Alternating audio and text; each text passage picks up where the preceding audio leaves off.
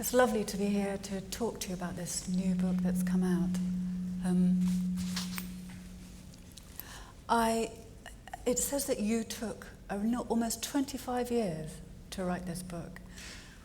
And I suppose that's right, yes, because it's one of those rather fraudulent books that's made up of bits from my bottom drawer, articles that I'd written over a long period while I was teaching and also afterwards. So yes, it's a long job. It struck me that Augustine had a strong companion of Cicero from the age of 19. And I wondered whether Augustine had been a strong companion for you for many years before you'd written this. I think that's absolutely right, yes. I first encountered his writing, I suppose, as a teenager, and couldn't quite put together the enormously subtle, emotional, poetic writer that you met in the quotations, and the figure that often people associate, the figure that he cuts in people's imagination as the sort of father of a rather repressive style of Western Christian ethics. So I was intrigued and wanted to go on reading, and how right I was. You talk about style. It's very interesting. You yourself also write poetry, theology, sermons, lectures. Do they all come from the same place, or is it very different to write these different things? I guess that ultimately they do come from the same place, to the extent that I don't feel when I'm writing poetry that it's a totally different thing from writing a sermon. It's just that the register you're using, the range of words or images you might want to bring in will be very different. And part of what excites me and interests me about Augustine is that he writes in so many different languages. He will write quite pompous, rather overwhelming classical Latin when he wants to, just to show he can.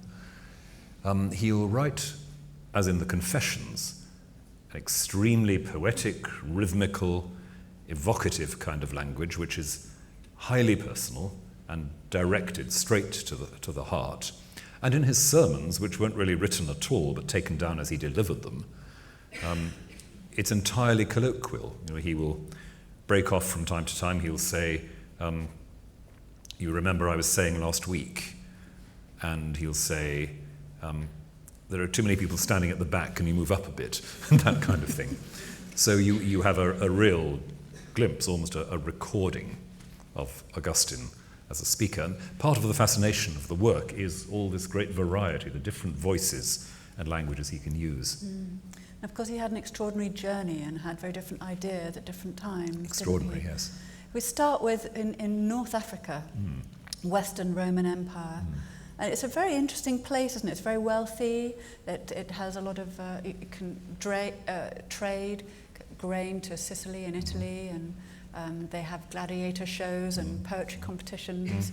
It's very interesting, and they have mainly Latin. They've had a good schooling system. That's the backdrop for his life, isn't it? That's right. It's, as you say, it's a very prosperous society. And a bit like, I don't know, I suppose like Edwardian England, it doesn't yet quite know how awful it's going to get very soon, which is why the picture he paints of North Africa in the middle of the 4th century is so poignant in some ways. As you say, you've got this highly functioning economy, you've got building programs, new churches with elaborate mosaic floors in them. You've got the classical system of education, which Augustine is often quite rude about. He didn't enjoy it very much, and never learned Greek properly. And then, at the end of his life, he's seen the dissolution of nearly all of that. And North Africa is on its way to becoming, well, the desolate area that it largely is in subsequent history. I shouldn't put it quite like that, but the collapse of the Roman Empire and the Roman economy, the arrival of the barbarian tribes from the north, then a couple of centuries later the Muslim conquest, meant that everything he had taken for granted disappeared. The economy of the whole region changed, the ecology of the region changes. So he stands right at the end of a period. It's quite interesting because he also has a rich heritage, doesn't he, of Christianity. You already have Tertullian and Cyprian who were in North Africa writing theology. So it's really one of the most interesting things about the background, that North Africa, which has a bit of a record of producing interesting and unusual Latin writers, produces interesting and unusual Christian Latin writers. Not just the big official names like Tertullian, who's a philosopher and apologist, and Cyprian, who's a bishop and a lawyer, but also one of the most unforgettable early Christian documents, which is the prison diary of Perpetua, who was a young aristocratic woman under sentence of death for Christianity. And all of that is part of what Augustine inherits, a church which is very, very conscious of its history of martyrdom and witness and the sophistication of some of its writers. And yet, as he grows up in provincial North Africa, he's bored and alienated by that church. He's getting the last dregs of that richness.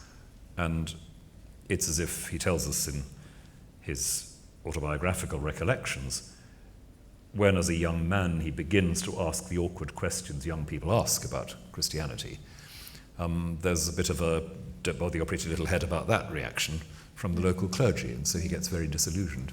Do you think that's partly because, since the conversion of Constantine in 312, it's become more institutionalized and there isn't such a fervent fighting for ideas?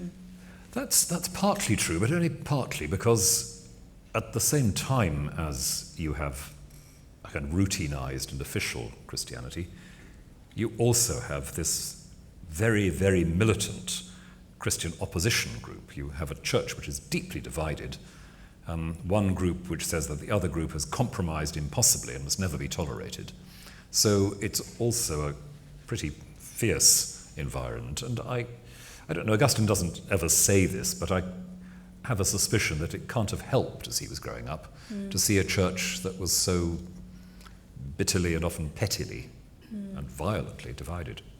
It's interesting, he was born into a family where his father is said to be pagan, Patrick was pagan, but his mother was a very devout Christian, went to church every day, and had a sort of almost, I wonder if she had the similar personality to Augustine, whether there was something of that slightly obsessive or driven fervour that...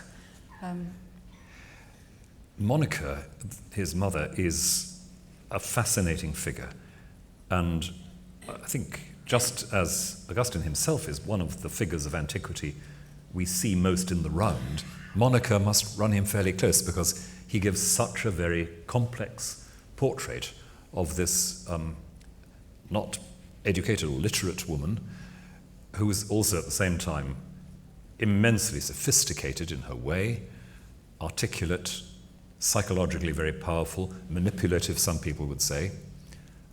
There's a fascinating bit in Augustine's Recollections where he talks about Monica's reputation among the local wives in the town where he grew up, that she was married to a husband who was quite a problem character, lots of infidelities, lots of drunkenness, and lots of domestic violence. And Monica advises the other women of the town about how to cope with domestic violence in ways which rather raise our hackles these days.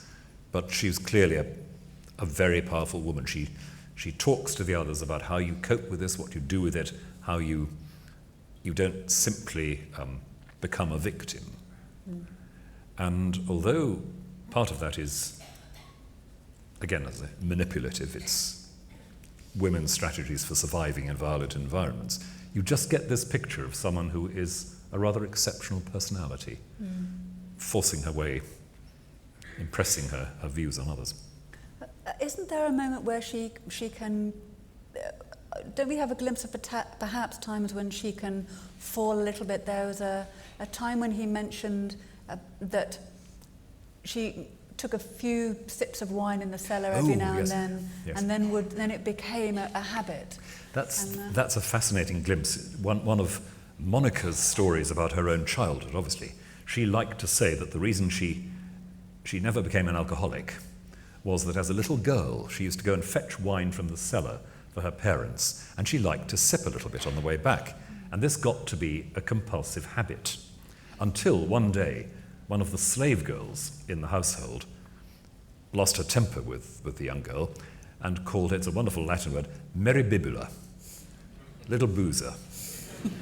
And Monica was so ashamed that she never touched wine after that. That's another of those wonderful little glimpses, one of the things that makes her, as I say, such a rounded figure. And not only that, but when Augustine writes some of the works he wrote in the early days of his reconversion to Christianity, he writes these philosophical dialogues, describing conversations he's had with his friends and with his teenage son, and Monica figures in these.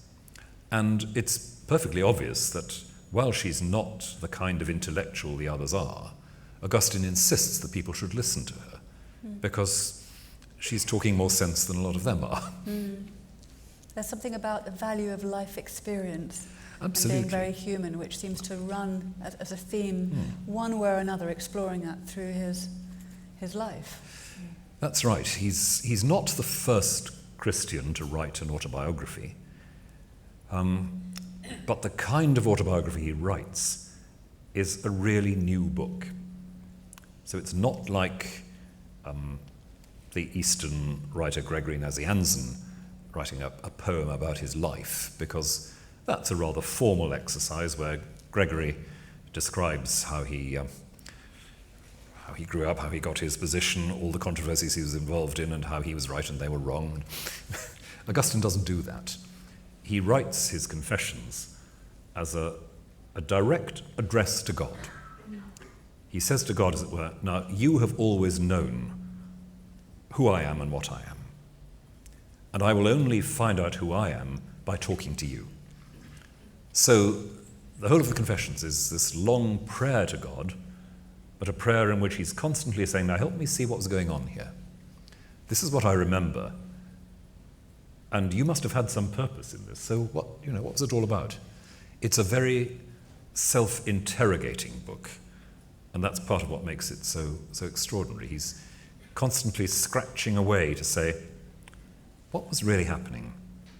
What was I really being like? And it's that compulsive curiosity about human experience that propels him through the writing. He's the first writer, really, to ask the question, what's going on in the mind of a small child when it cries? As if for, millennia beforehand, nobody's ever noticed or bothered to be worried or animated or intrigued by a question like that. It seems particularly brave as well, considering at that time he's Bishop of Hippo, and he's surrounded by people who are slightly doubting him because of his past, which we'll go into. But it seems to be extremely transparent and very brave to put all of his sins, all of his past, completely into the public domain, which I'm sure people would have misused. He would have thought of how people would have taken them on. We know that his reputation was never completely cleared of some suspicions. But yes, I mean, it's one step up from the Prime Minister publishing his tax returns, I think, in that he will say in the crucial book 10 of the Confessions, so far I've described the mess I was in as a young man, the discoveries I made in returning to Christianity, but I have to say now, I'm still in the middle of struggle and temptation. I still feel tempted in this or that way. I still feel weak and confused in this or that way. So he really is saying it's not all in the past. And you could say it is definitely a kind of preemptive move, as if to say the only way of coping with the gossip and the attack is just to be totally transparent. And yes, you're right, courage is the word. It's a very brave book in that way. Because he starts, at 19 he discovers Cicero, doesn't he? Because he's gone to Carthage, it's his third school, he didn't like school, didn't like the cane, had a year off, stole pears, and was a bit of a rebel. He's chaotic quite a mixed adolescence. character, isn't he? Yes. He seems to be quite intense and full of desire, remorse, hope, so much. And already as a teenager, by his own account, somebody in whom the emotional and the intellectual are inseparable. So he loves Cicero, but he also sheds tears over Virgil and Dido and Aeneas. And again, looking back, he says, what was going on with that? How could I be so involved with fictional characters? What's Hecuba to him or he to Hecuba? To coin a phrase. It's that intensity. What was it about Cicero that really grabbed him? My guess is that it was a clear notion of what thinking and intelligent speaking amounted to. He'd been floundering around in a rather conventional and unpersuasive religious household. He doesn't get any very good answers. He's discovering the pleasures of the flesh. He's having a standard adolescence. And he knows that's not quite good enough. And here is this book about philosophy. How to think, how to speak lucidly, how to communicate on the assumption that human beings are more than just bundles of appetite. And that's a real liberation for him and never leaves him. And there are strong ideas of sort of aesthetic ideas, aren't there? There are strong ideas of how to go away from desire and in Cicero. And it does slightly, I'd like to understand how at that time, if he has this view of Cicero going away from pleasure, away from desire, into the intellect, and at the same time he meets this young woman who he's not allowed to marry because she's not the same class, and starts a relationship that he's dedicated to for some 13 years. How do they work together? Well, how indeed. He comes back again and again in writing about his experience to the disconnection between the ideals and the compulsions. He knows that the picture he meets in Cicero and elsewhere of what's possible is important and real. He knows also his own needs and his own desires. And I think in fairness to him, it's really quite important that he settles down. He does acquire a regular partner at this age. He doesn't simply go on sleeping around. And he is faithful to this partner. And at the same time, he's adopting this new religion, Manichaeism, which helps him, for a while, make sense of exactly that conflict. Because in the Manichaean religion, you have a very simple disjunction between good and evil. The universe is divided into good stuff and nasty stuff. Every one of us has bits of both.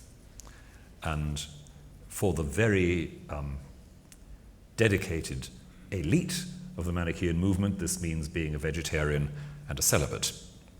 But the Manichaeans are realistic enough to know that that doesn't always get the popular vote.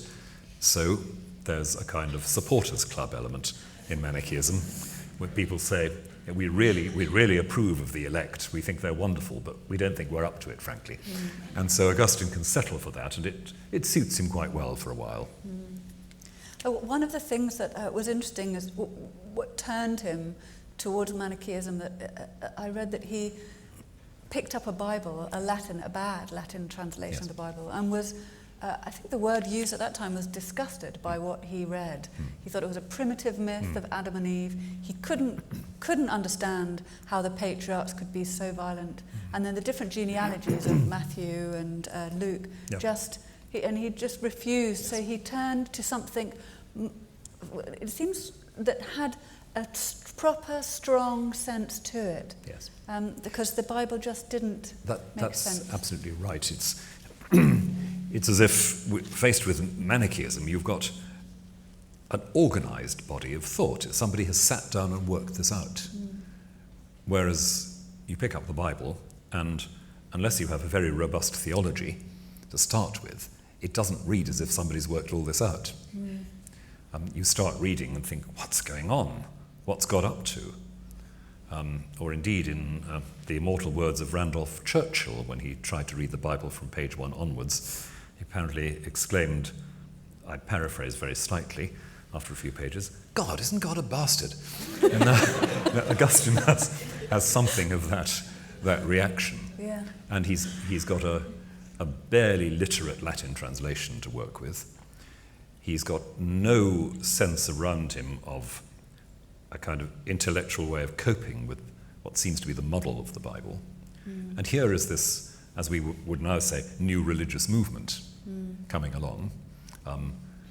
Your highly sophisticated transcendental meditation teacher arrives in town, and somebody who's come from the equivalent of a strict Baptist background thinks, oh, for goodness sake, at last, something that makes sense. And he hitches his wagon to that for a while. And then, of course, being Augustine, he goes on asking awkward questions and finds that there are even more problems with being a Manichae than with being, as it were, a strict Baptist. Because it really is, Manichaeism is really focused on the problem of evil, isn't it? Exactly, which is very much the problem that in his Confessions he tries to address. Like absolutely everybody at some point or another, Augustine puts the question, if God is good, where does evil come from? Unde malum, he asks in Latin, whence is evil? And the Manichaees at least have a nice, clear answer. The trouble is that it leaves the universe split into two halves, and it leaves me split into two halves. The sort of spiritual, ethereal, good bit, and the nasty, lumpy, disgusting bit. They literally had that as the body, didn't they? That they literally said the lower part of the body was dark power, and the upper part was good. And complicated systems of cosmology which explain how you get to this point, and how you separate yourself from all these compromising material things. And that's tidy enough in its way, but it's rather a high price to pay in terms of any integrated picture of the self or the world. And that's what he's more and more feeling his way for as he reflects in the Confessions on what was going on in his late 20s, basically.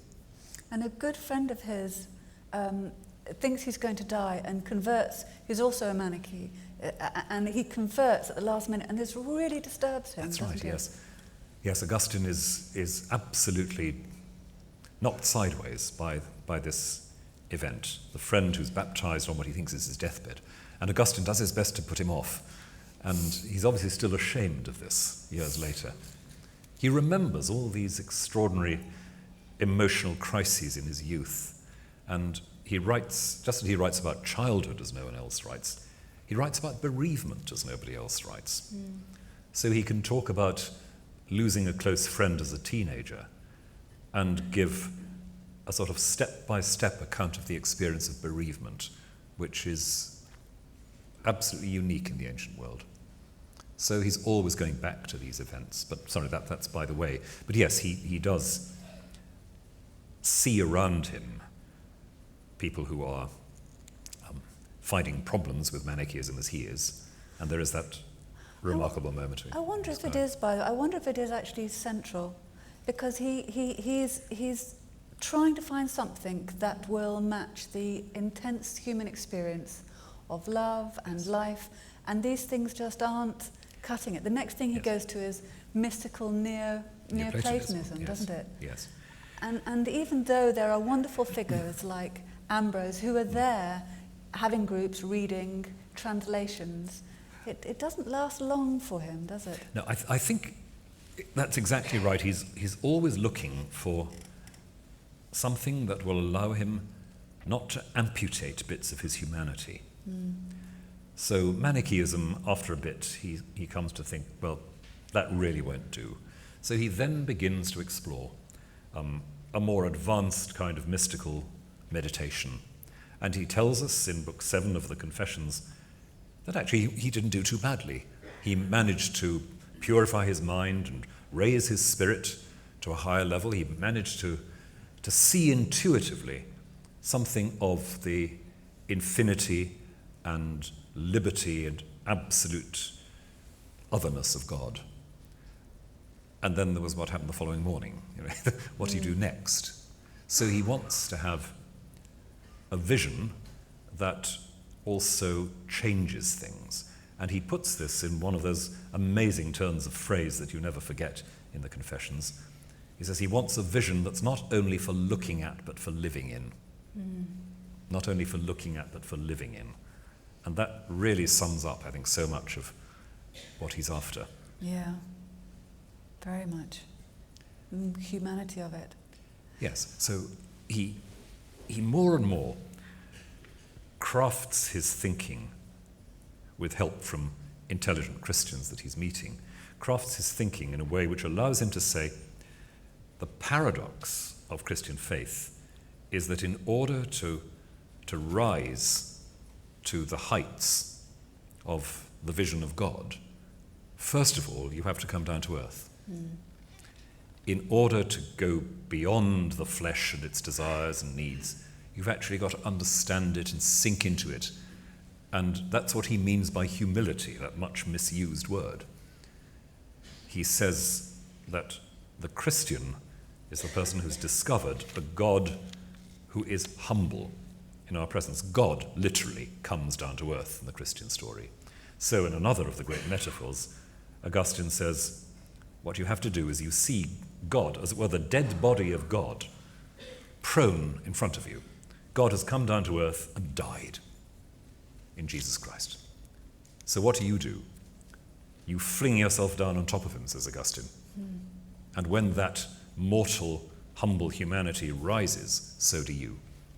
So the only way of going upwards is going downwards. It's the only way of inhabiting the vision of God is, first of all, inhabiting the flesh and blood that you really are.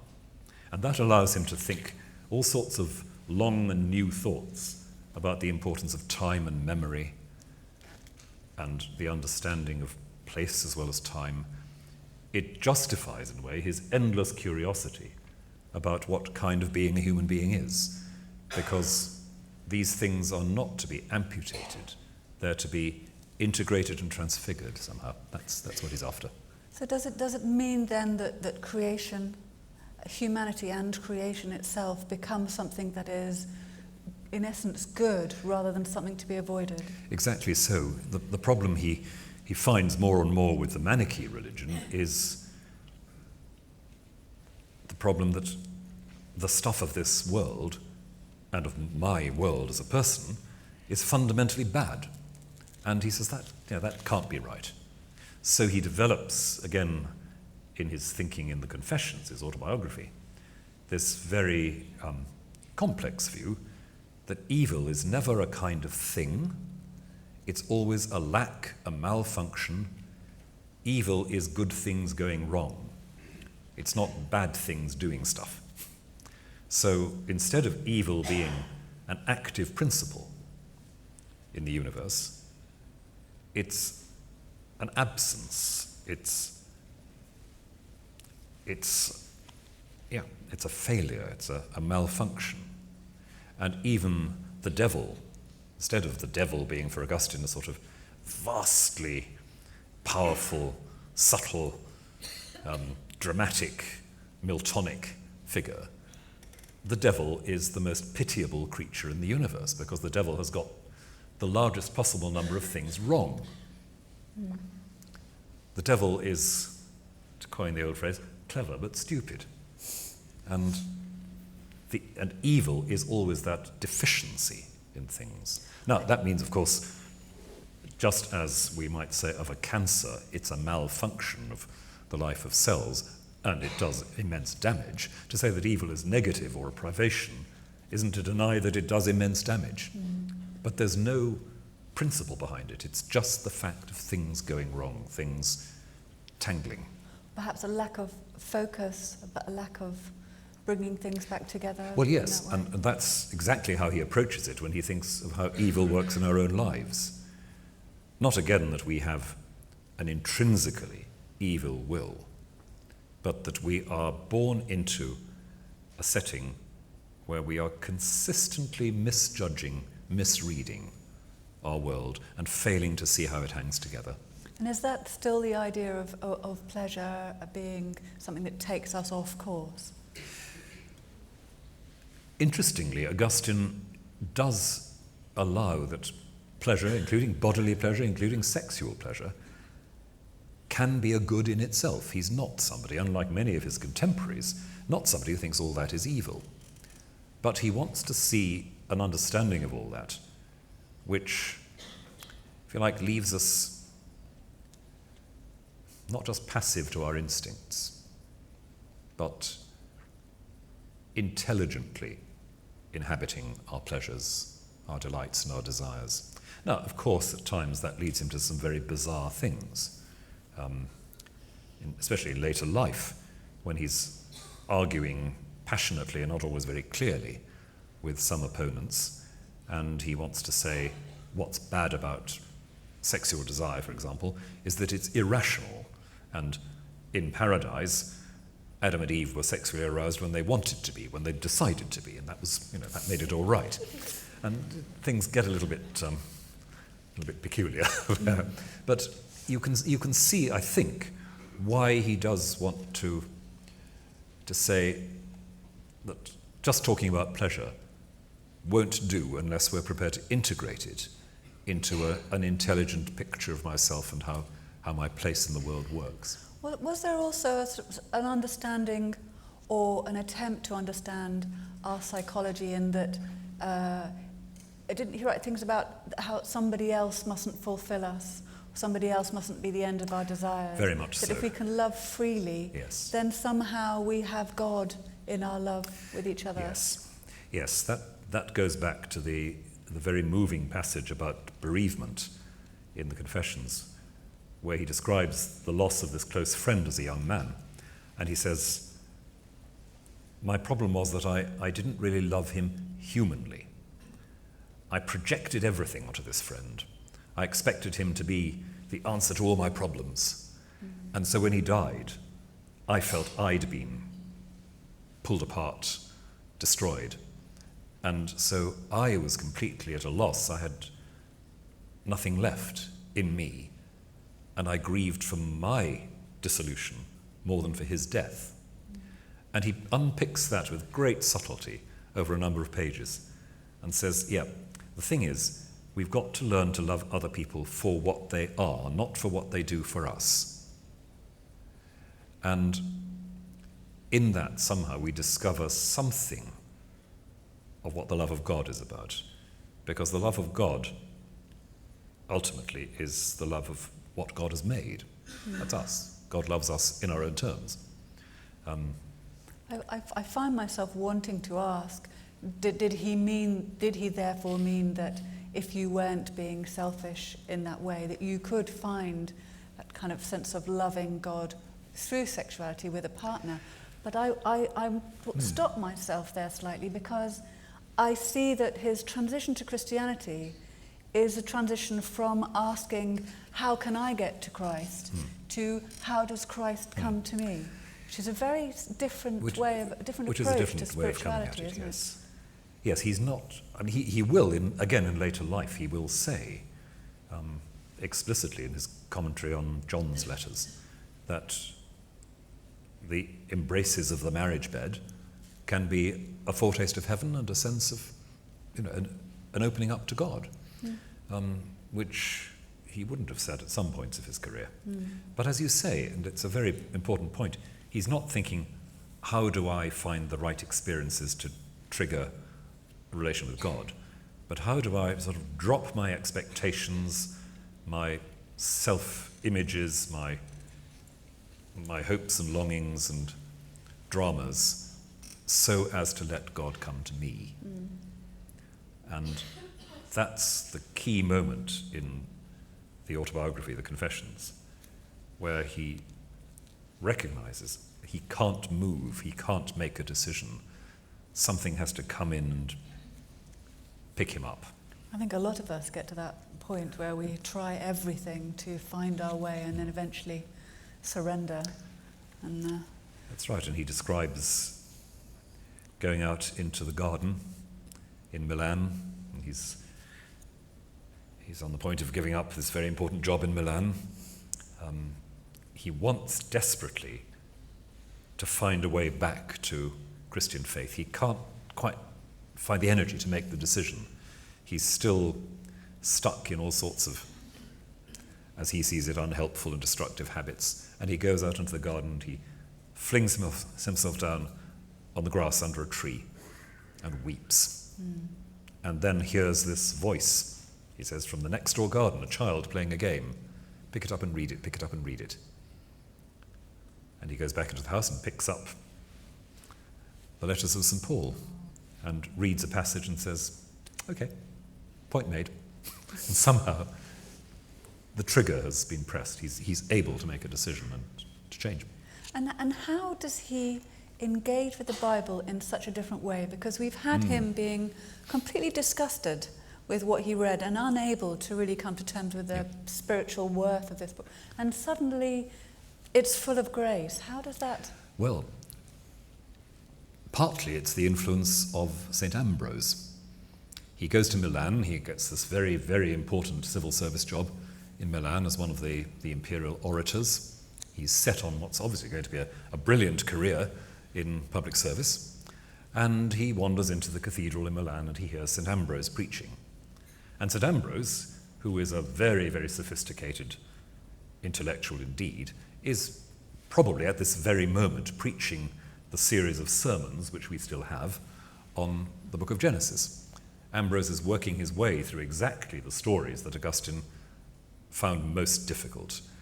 And he's teasing out a way of reading the Bible which treats these stories as symbolic of the struggles of the soul. They're not just, folk tales about Bronze Age patriarchs. They're about you and me. And Augustine gradually sees that there's a completely different way of reading the Bible, not to empty out the historical story, but to see those historical narratives as a vehicle for thinking about oneself and one's relation with God here and now. Do you think that Cicero's understanding, or Cicero's drawing the line between learning with a teacher and having a relationship with the teacher and questioning the teacher and that teacher becoming alive compared to a dogmatic Olympian way of understanding things, do you think that had a big influence on how he could I think so. take and it in? I think that's how Augustine experiences St. Ambrose and some of the other very sharp-minded Christian intellectuals he encounters at this time. And one of the things he does after he finally gets baptized is to gather this little group for a sort of reading party in Cassisiacum to discuss and tease out the great issues of beauty and goodness and evil and virtue and the nature of the world and the nature of memory. And he's, at this stage, very much somebody who wants to work things through in conversation. So, yes, he doesn't work with a simple top-down structure. Now, of course, he becomes a bishop. He has to do the authoritative teaching. He's quite capable in later life as a bishop of shutting down discussions and saying to people, no, you're wrong. And he's capable also of invoking the law against religious dissidents at some points. It happens in his later life. But he never becomes a simple apologist for ecclesial power for its own sake. I'd like to ask you about his ideas of sin, because he has a reputation for being responsible for Western Christianity's view on sex and us all being quite sinful and that sort of, punishing understanding of it. And I do think that the idea of original sin is quite strong at the moment, because I talk to many people who are at the moment finding it very painful, very difficult, having so much on our television sets with refugees and droughts and greed. And we feel slightly helpless, but we do feel that we are participating in it, that it's a kind of crisis for us, because we feel that we don't want to be the one who tells our grandchildren that we did nothing, that there's a collective responsibility somehow. Is that what original sin is about? What is it? It is partly, I think. As you say, Augustine has a very bad name for this, because he elaborates and defends a very, very robust picture of original sin. That is, we are born with a moral handicap. We can't do anything about it. Left to ourselves, we would destroy ourselves. But behind that, the abidingly significant thing is that he understands exactly, as you say, the fact of our solidarity. We don't, each one of us, come into the world as a brightly polished, independent individual. We come into the world, and as soon as we are part of the human family, the human conversation, he believes, we are picking up all the destructive habits and instincts that belong to our humanity as it actually is. So, to be born in original sin is more like being born with a sort of congenital illness than being born with a string of black marks, a string of... I think I struggle with how he believes that alongside this very beautiful turn that he took to with creation and incarnation and humanity. I can't quite reconcile the two. Yeah, not easy, I think, but in a way, it's exactly that profoundly positive sense of what we are, what we might be, the very sophisticated account he gives of the way in which human beings are made in the image of God. All of that makes the actual facts of our misery and helplessness more tragic, more awful. So when he's faced with a set of theological rivals who are insisting very, very hard that we all have absolute freedom of choice at every point, Augustine's reaction is more or less to say, look around you. What does it look like? Does it look as if this world were full of people just making rational choices? Oh yes, I think I'll be virtuous. No, I think I'll be evil. It doesn't work like that. Augustine says we just inherit these compulsions and the surges of unredeemed instinct, and he says very importantly at one point, most sins are committed by people weeping and groaning. It's addiction. That's what sin is like. So it's tragic because of what we really are, and grace, the free gift that changes things, gets us to where we actually are as human beings, what we're meant to be. So he's really grappling with psychology, isn't he? He's really grappling with these issues of freedom and compulsion. And needless to say, he doesn't always get it right, as I would say with all due respect to the greatest of Christian theologians. He doesn't always get it right. I mean, none of us does. No. But because of the pressures of the controversy, in later life he more and more emphasizes the negative, the helpless, the dark side, and the horrible consequences of what we inherit. He gets to the point of saying, well, the newborn baby is already a child of perdition, is already condemned. Not because God says, oh, I'm going to send that baby to hell, but because that child has been born with the genetic disease that is going to kill it, spiritually and literally. And he goes over the top with that in his later works, no doubt about that. Would you say you can see where it comes from, I think. Would you say his idea of double predestination, which means that we are all fated to either go to heaven or hell, irrespective of, and we won't know, and doesn't matter kind of what we do. Do you think that's just him getting into a muddle? He gets quite near to that point, and then slightly backs off. Yes. Because he's aware that to say God creates certain people with the purpose of damning them is impossible. Later theologians found it less difficult to say that, unfortunately. Yeah, they did. But sadly. he wrestles really, really hard with the New Testament text. God wills all people to be saved. And Augustine thinks, yeah, well, there it is in the Bible. But can that be right? Because everything that happens is the will of God, and some people aren't saved, so... And he doesn't make a very good job of that.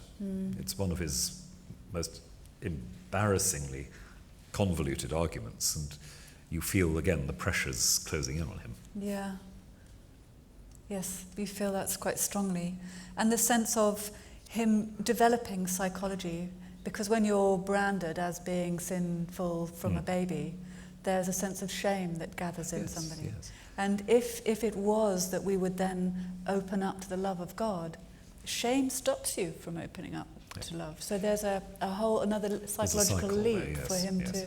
And he doesn't get near to making that kind of clarification at the end of the day, I think, for all his massive insight. You say he turns more conservative, will you say, more stricter in his I'd views? say that a word like conservative tells you nothing about Augustine, really. These are not arguments between conservatives and liberals. Those are modern categories. The categories that matter for him are categories about how you understand freedom, how you understand compulsion, how you understand love and the possibilities of love, how you understand the society that reflects love and the society that doesn't reflect love. These are his categories, and you can't map him on a modern map. People sometimes think that because his opponents believe in individual human freedom, they must be the liberals and Augustine must be the conservative. But actually, the people who believe in absolute individual human freedom are also the people who believe that you are totally to blame for everything that goes wrong in your life, and it's your own damn fault and you should pull your socks up if you don't want that to happen. And that doesn't sound very liberal.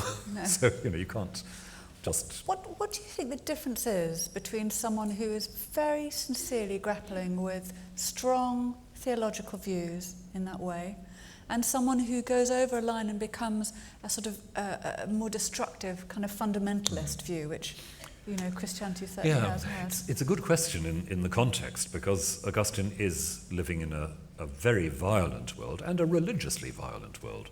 The struggles in the church in North Africa are like the struggles between Sunni and Shia in the Middle East. They're savage, bitter, sort of narcissism of small differences, controversies, with, as Peter Brown in his great book on Augustine says, a kind of background of ambushes and murders on lonely country roads and kidnappings and, well, if they'd had suicide bombing in the 4th, 5th century, they would have had that. As it is, we do have suicide killers in that world.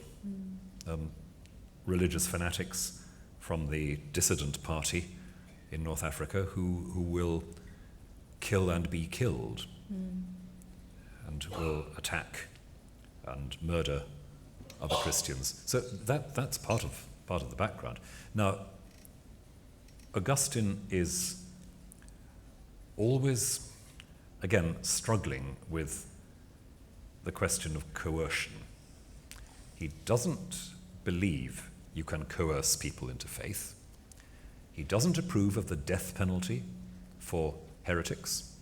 He doesn't even approve of torture, which puts him quite a long way from the default setting of a lot of his contemporaries. But I think in sheer impotent exasperation at the ongoing crisis in North Africa with the religious divisions, he does finally say, all right, I'm going to appeal to the army and the imperial authority to shut down the dissident communities. So people are rounded up and imprisoned, and he does turn to coercion. But he doesn't try to justify it except in a very half-hearted, sometimes in a rather muddled way. He's not the grandfather of the Inquisition. And then he sees the Roman Empire just be destroyed around him. He sees the Roman Empire collapse, and that prompts one of his greatest works, The City of God, in which he tries to sort out as best he can the fact that the community of love and justice, which is the City of God, the Church, is a community that doesn't depend for its existence on any political settlement or any system of authority. He's seen Rome destroyed. He's seen the structures of the empire fall away. He's faced with a lot of Christians who say, the Christian state has disappeared. The end of the world has come. And Augustine says, well, no, it hasn't. the community of love and justice is what it always was. And so we take a deep breath, we gather our forces, and we keep going, we keep struggling to maintain this community, the city of God. Not just the church, not the institution, but the community of love and justice where we are. Empires come and go.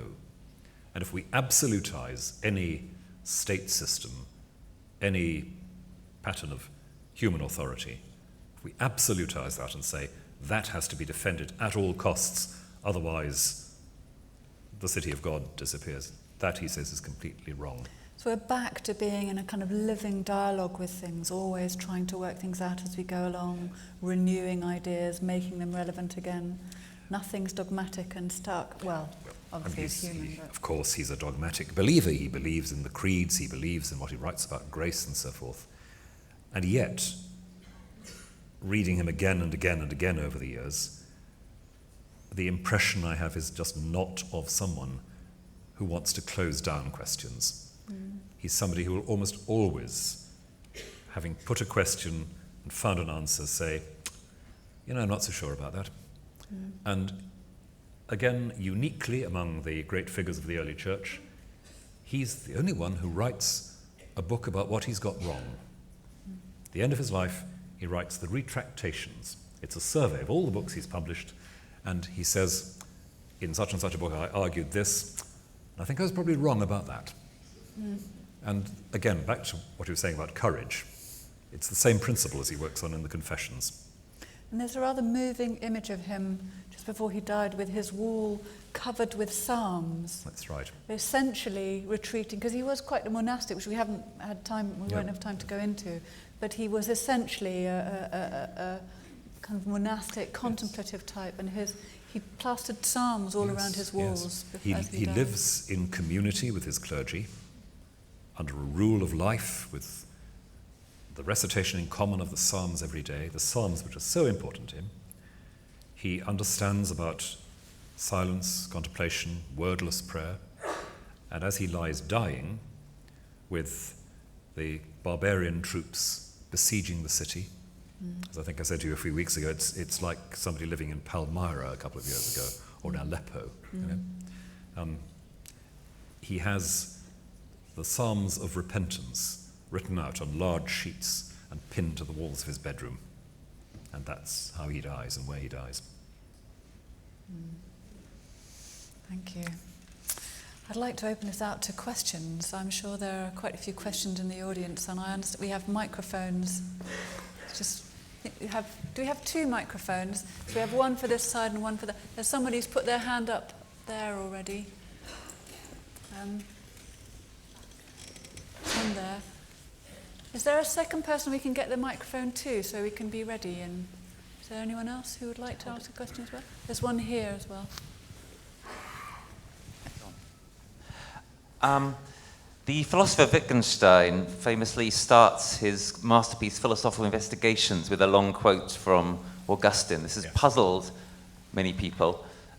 Thinking of what you're saying this evening, do you think there's anything in the thought that perhaps Wittgenstein saw an affinity with the way that Augustine was so self-interrogating, with the way that he was trying to be ferociously honest about the temptations that he was still subject to, with this style of always keeping on questioning the assumptions again and again? What's your take on this relationship between Augustine and Wittgenstein? Oh, that's a wonderful question. How long have you got? Because I'm really intrigued by exactly that connection. And Wittgenstein loved Augustine's Confessions and read them constantly. I think he's actually slightly misunderstood Augustine's argument in the passage he quotes in the Investigations. But what I think Wittgenstein, as a philosopher, valued in Augustine, as he valued it in Kierkegaard, was just that self-interrogating. And you read bits of Wittgenstein, and you can put them alongside bits of Augustine in certain moods. You might just wonder who's written what. So there really is an affinity, I think. And just as Wittgenstein says of philosophy, that it's a form of therapy for language, you sort of heal your language by probing and pushing through it. I think Augustine would have understood what that was about. And just one other thing about Augustine on language. Actually, one of the essays in the book is about Augustine's view of language.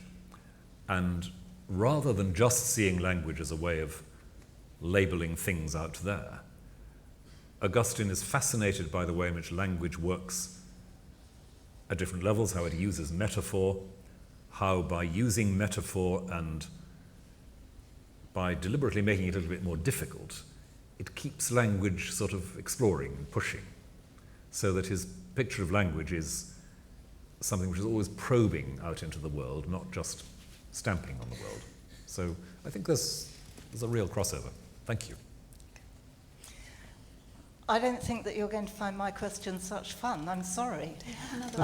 Early on, you were very helpfully bringing some abstract points very much into the concrete with reference to transparency and tax returns. And I want you to, or hope you can envisage a fictional character who obtains, because transparency is everywhere, documents that somewhat compromise a significant part of the Church of England.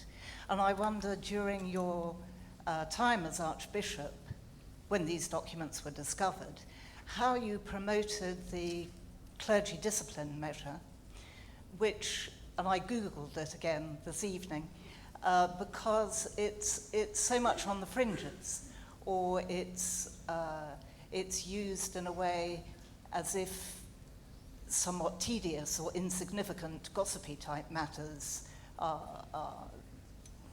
Basically, it's used to deflect. Complaint procedures often do that. The NHS is famous for deflecting complaints.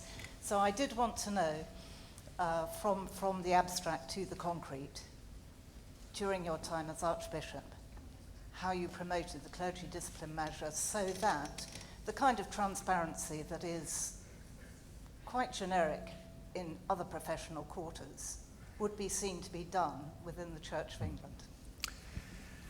Thank you. That's a complex question. It is a challenging one. And let me say two things in response, just to start with. One is the clergy discipline measure, which is, for those who don't know, the standard procedure for complaints about clergy behaviour, is enshrined in the law of the church, therefore the law of the land. Its procedures follow a complaints procedure which is not wholly different from those in other institutions. But you're right to the extent, I think, that it's seen as burdensome by some. It's sometimes seen as a way of drawing the teeth of a difficult situation. It's sometimes turned to as a shortcut. And I think that's why, alongside it, during my time, there was more, how should I put it? More development of other forums to do with safeguarding, for example, other protocols about vulnerable adults, which were being developed during my time, which were an attempt to try and deal with some of the unfinished business there. I don't think we got it particularly right, or that it's yet been got right. But I suppose when some years ago I set in motion the visitation of the Diocese of Chichester because of a general recognition that in that diocese some of the safeguarding and child protection practices had just failed, it was to try and see what more could be done to guarantee that we were not failing in transparency. So it's ongoing business, but it's not much of an answer, but I think that's what I can say. Thank you. Do we have another question? Is anyone else? There's one here. One here, yeah. I read some of your book on Augustine, and the question about sin and deprivation, as it were, or absence, obviously that was very crucial. And I was very pleased to hear you say, of course, in relation to this, we have to also think about damage. I mean, and it did seem to me that reading about absence and deprivation tends to lead to the idea of the misapprehension, the untruthfulness of the sinful person's behavior, the lack of, lack, and it's absolutely so. And I just couldn't help connecting it with what I thought was an unusually good documentary yesterday that I saw, or a couple of days ago, on the Jimmy Savile case, and how that had emerged. Because two things that struck me. One is, here was absolute lack of imagination on the part of this ruthless man. There was an inability to simply notice that another person has a different view on the world, is another person, is a subject at all. So obviously, what you just said about fools and knaves often being the same person, as it were, is quite right. And a very stupid, empty man. But then the other side of it, which was so brought about so well, was the consequence, the damage that had been done by those simple acts which seemed, like you said, don't worry, I've had a vasectomy, or whatever the thing might be.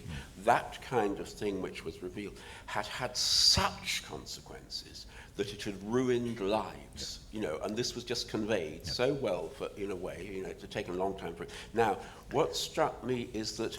Sorry, because you've only got time for two more questions. So the absence argument does seem to me to minimize the damage argument.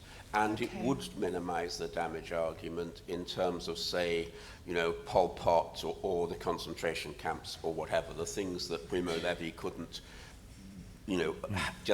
why he couldn't pray, as it were, because he has to say, well, this might be okay on some level, but that would require enormous faith, not so rationality. Does the absence argument minimize? Yes, sorry, does the absence argument minimize? Yes, I can understand that, and it's something often advanced against Augustine's view and all that stems from it. I think I'd want to say that given that the power of a vacuum is enormously forceful, one can still talk about absence not as weakness or deficiency of effect, but a sort of deficiency of intent or integrity or whatever. So I think there might be a defense to be mounted. The lack of imagination point is a key one, because of course it relates to the way in which we handle notions of empathy in ethics. But I also think, just to connect it to the previous question, institutional lack of imagination can, if I hear some of the background to the previous question correctly, is as much part of it as in the Jimmy Savile instance, as in some cases in the church. So, yeah. That was, I suppose, the question in Augustine, is there... Okay, that's lovely. I Thank you very much. I'm sorry, but we've gone over time. That was really lovely. Thank you for being so patient and having great questions. And thank you to you for being so open and articulate about an extraordinary book. Thank you very much. Thank you.